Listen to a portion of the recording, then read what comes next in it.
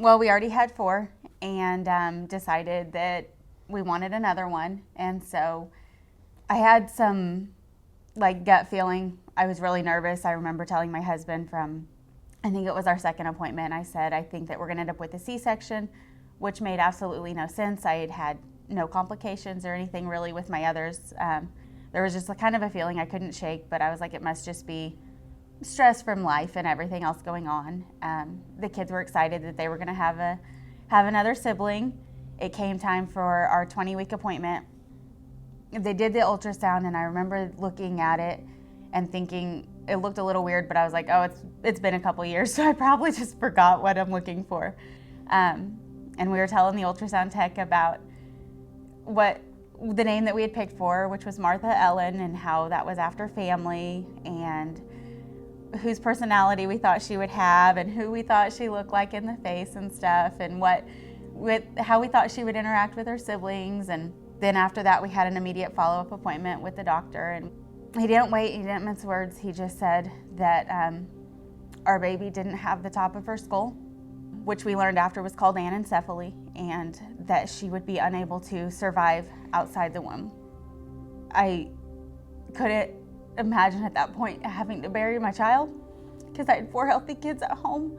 So how could this possibly be happening now, and why? And I cried, and sounds I've never heard myself make, I made that day in the doctor's office, just beginning to process the fact that I was going to lose one of my children.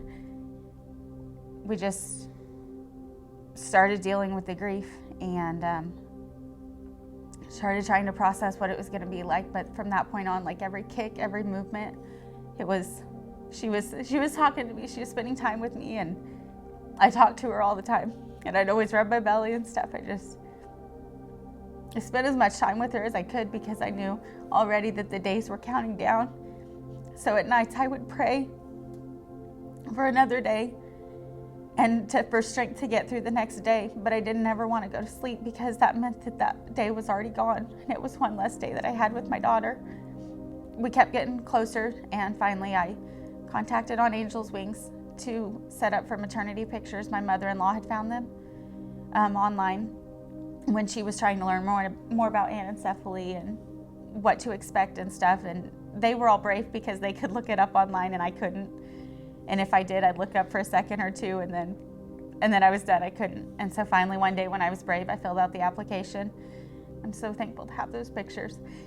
We had to go do all of the hard things that you do when you're going to lose someone. And so we had to go to the funeral home and make those arrangements. We had to discuss what we wanted to do family-wise and for funeral. Service and everything, yeah. Yep. And trying to pick out what clothes to bury her in, and trying to find the right socks, because for some reason socks were really important to me. But we started making all of those hard preparations. After we had the maternity pictures, like I was still hoping, praying for more days, and we had scheduled an induction. We were trying to make it to 39 weeks, and we had a 36-week appointment, and they did one final ultrasound just to kind of see how things were going, and we got to listen to her heartbeat again, and just get to see her moving around on the screen, and she wouldn't sit still for anything.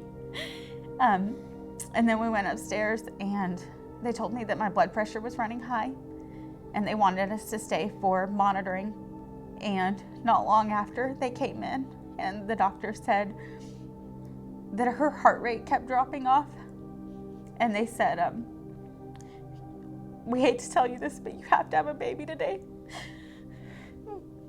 And I knew that meant that was the day I was going to lose my baby.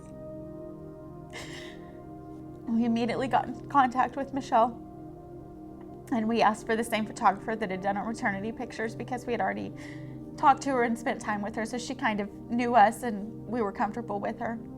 And somehow it all worked out that she was able to drop what she was doing and come up to the hospital. And They took me back for an emergency C-section because we were all in agreement that we wanted, if there was any way, if there was any way that she could be born alive, that we wanted that because we wanted the chance to spend some time with her while she was still alive. And they said the only way that they could have the best hope for her to still be alive for a little bit was with an emergency C-section. So they brought her out and they showed our beautiful, beautiful daughter to us. And they took her over and they weighed her. And my first question was, is she still here? And she was. She was still with us. And so they kind of got her cleaned up and everything, and they handed her to Matthew. And he got to hold his daughter for the first time. And then they took us back to the room. We had our kids come back, and they got to meet their little sister. And all got to hold her. Yep, they all got to hold her and talk to her, and they were smitten. They loved it. In the transition time, they checked her again, and she was gone. She had passed at some point with her siblings, and mom and dad in there with her. Take the time and take the opportunity that you have to get the pictures to do things with or for your child, because one day that's going to be all that you have. Just having something to remind you, and something that I can have up in my house. Like for so many people, she wasn't real because they didn't get to hold her and they didn't get to see her outside of the womb. And so acknowledging that she existed is huge, and you don't want to miss that opportunity to have somebody else realize that your baby was here, that they lived, that they existed, that they are a part of you forever. There's so many people that, oh, well, you have 4 kids. Well, no, I actually have 5. I just want her to be acknowledged, that people know that she was here, and that's on Angel's Wings with the pictures and the reminders and stuff. Like they sent us the keychain and the necklace, and that reminder that somebody else remembers her, it means everything.